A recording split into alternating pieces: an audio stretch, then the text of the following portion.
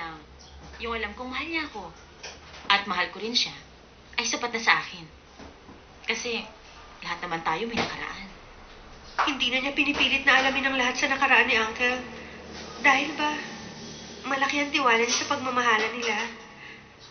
Samantalang ako, hindi ako sigurado. Kaya siguro ako insecure.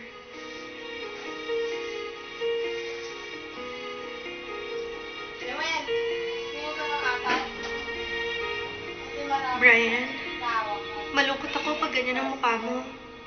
Kasi parang akala mo na naman kaaway mo ang lahat. Ngayon lang ako nakaramdam ng ganito. Bakit ako natatakot na kausapin ka? Ang lapit mo na, pero parang ang layo mo pa rin.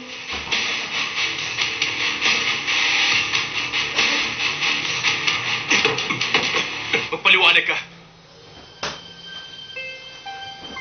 Anong ibig mo sabihin? Huwag ka na magmaang-maangan. Kaya nandito si Alan dahil sa sulsul mo. Sobra ka naman. Tinanggap ko lang ang alok ng mama mo. Natulungan siya sa pag-aaral.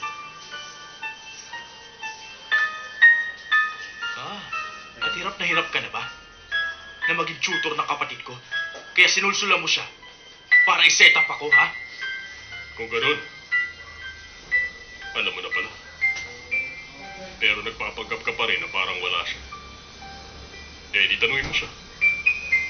Kung ba't niya ginagawa ang ganitong bagay. Alam mo wala akong pakialam. Hindi ko na siya kapatid.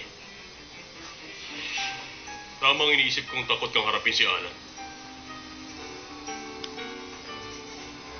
Dahil sa tuwing makikita mo siya,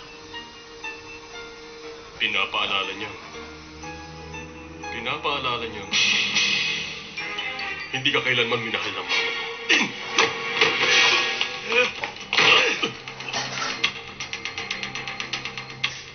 Alam mo, kung ikukumpara ka kay Alan, mas nakakaawa ka.